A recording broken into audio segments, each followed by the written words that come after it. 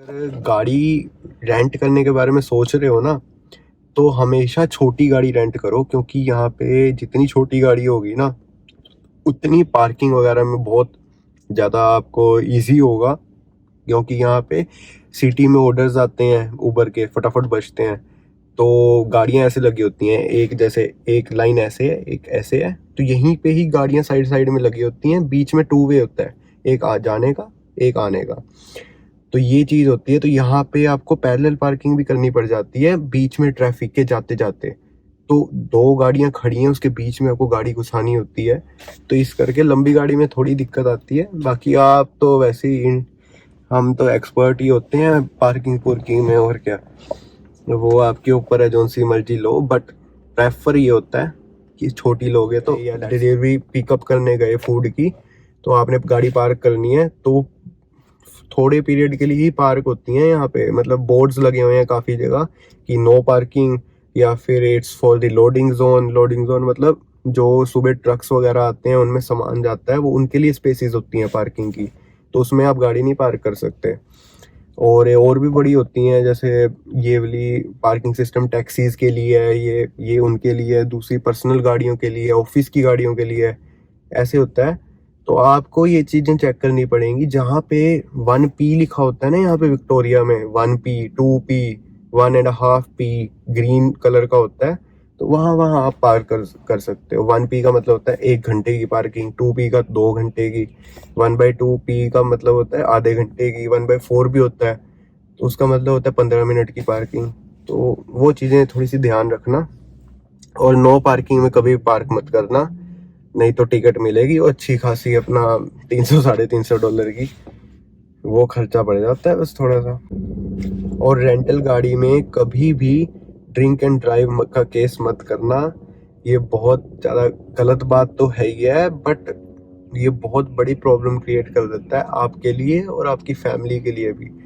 क्योंकि अगर आप ड्रिंक एंड ड्राइव यहाँ पे करोगे ऑस्ट्रेलिया में, तो यहाँ के पुलिस वाले मिनट लगता है उनको ट्रैक करते, और कहते हैं कि ब्रेथ टेस्ट करो, मुंह में स्ट्रो सी पकड़ा देते हैं। तो वो टेस्ट में अगर निकल आया आपका कि अल्कोहल लेवल है आपकी बॉडी में, तो बस फिर तो आपका लाइसेंस कैंसिल हो सकता है, सस्पेंड हो सकता है, या फिर आप कभी भी यहाँ पे लाइसेंस अप्लाई नहीं कर सकते, या आपको चालान बहुत तगड़े वाला मिल सकता है। तो बहुत चीज़ें होंगी वो। और अगर आप स्टूडेंट वीज़ा पे हो तो दिक्कत आती ही आती है ऑब्वियसली। आपको गाड़ी तो चला ही नहीं सकते, बट आपके वीज़ा पे भी बात आ सकती है। और हाँ, अगर कभी टायर पंचर हो जाए, या फिर आपकी गाड़ी का पेट्रोल वगैरह ख़त्म हो जाए, तो उसका बताता हूँ कि अगर टायर वगैरह पंचर हो जाए ना, तो आपकी गाड़ी में हमेशा स्टेफनी, या फिर जो पंचर वो ठीक करने की किट होती है ना, वो हमेशा होगी। रेंटिंग गाड़ियों में तो होएगी ही होएगी। आपकी अपनी गाड़ी है तो उसमें रखना जरूर।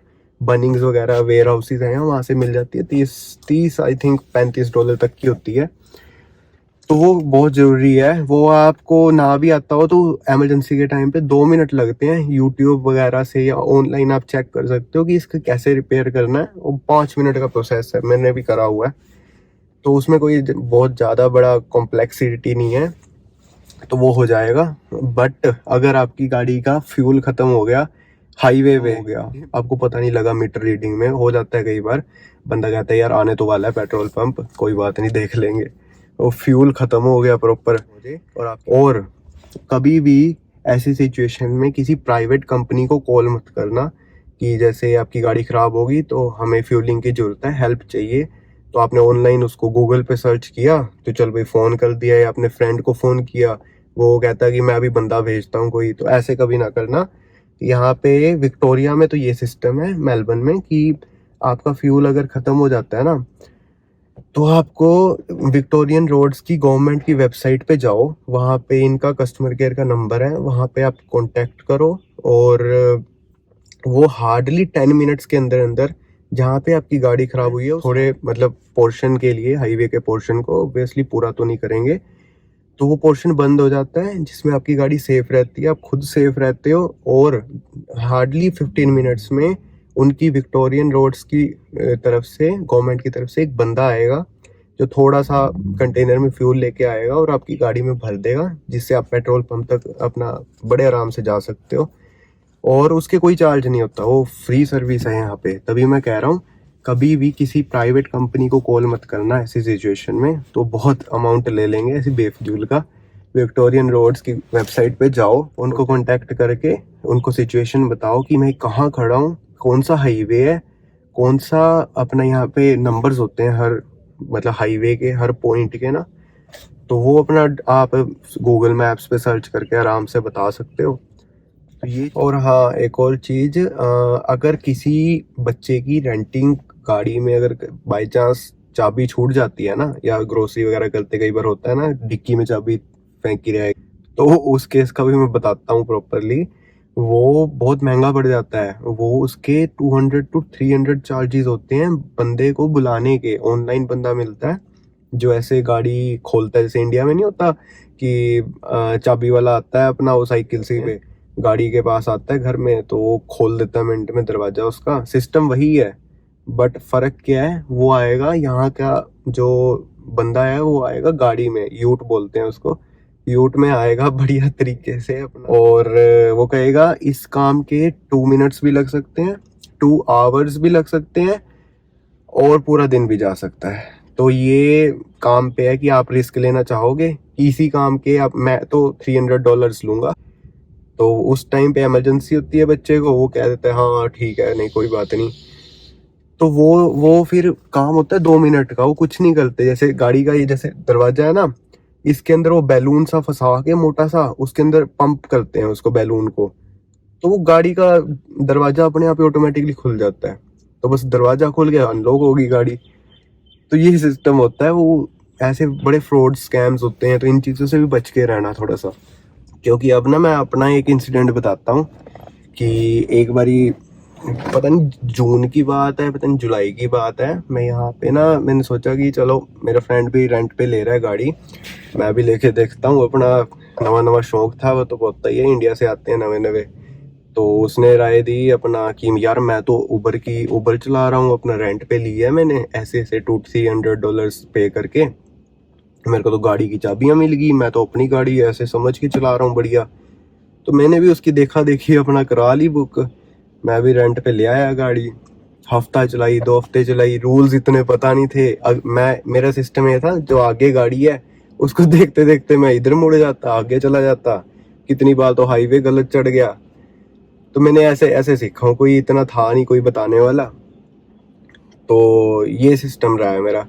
वो फिर 1 मंथ आई थिंक हो गया था, पता नहीं होने वाला था, मेरी गाड़ी ठुक गई किसी आगे अगली गाड़ी में। लाइक हम ड्राइव कर रहे थे फ्रीवे पे, मेरे ख्याल 40 या 50 km/h की स्पीड थी, और मैंने लेफ्ट लिया। उस गाड़ी, वो पहले से ही गाड़ी उस लेन में आ रही थी, मैं जैसे ही लेफ्ट लेके मोड़ने लगा, मेरी गाड़ी की बैक उसकी फ्रंट में लगी। ज़्यादा नुकसान तो कुछ नहीं हुआ, बस ऐसी होता है ना थोड़ा सा कि बम्पर वगैरह हिल गया, या फिर वो उसके स्क्रूज निकल गए, वो नीचे नीचे हो गया बम्पर, तो वो हुआ। उस गाड़ी में उस ऑस्ट्रेलियन था, ऑस्ट्रेलियन बंदा था, तो वो तो पूरा लेट गया जमीन पे कि मेरे को तो अभी के अभी इसकी पेमेंट चाहिए। और पेमेंट कितनी चाहिए कि जितने अमाउंट का इंश्योरेंस होगा उससे डबल लूंगा मैं, क्योंकि इस टाइम मैं कहाँ पे ठीक कराने जाऊँ, मेरी इमरजेंसी है, ये वो है। तो उसने बिल बनाया उसी टाइम बैठे बैठे किसी को फ़ोन मार के कि ये मेरी गाड़ी का $4,300 का खर्चा है। $4,300, नॉट रुपीज़। तो ये बिल बनाया उसने। मैंने कहा भाई मैं ऐसे तो दे नहीं सकता, क्योंकि मैं भी स्टूडेंट हूँ यहाँ पे, मैं भी रेंट की गाड़ी चला रहा हूँ, मेरे पास कहाँ है इतना। तो उसको थोड़ा सा पोलाइटली वे में हैंडल किया, ट्रीट किया उसको बढ़िया तरीके से। तो वो कहते चलो कोई नहीं, देखते हैं, आप कोई नहीं घर जाओ, फिर कंपनीज चलती हैं आपस में। तो मैंने कहा चलो ठीक है कोई बात नहीं। फिर मैंने अपनी रेंटिंग कंपनी को फ़ोन किया कि ऐसे ऐसे मेरे से गाड़ी लग गई है, और वो बंदा तो अमाउंट मांग रहा है बहुत ज़्यादा। तो उन्होंने, कंपनी वालों ने कहा कि ऐसा कुछ नहीं है, आपको कुछ नहीं देना, बस आपको हमें ही पे करना है। जो मैंने बताया नहीं था वो 2500 समथिंग अमाउंट पे करना पड़ता है अगर आपकी गलती हो। तो गलती मेरी थी, क्योंकि मेरे पास वेब कैम नहीं था गाड़ी में, उसके पास था।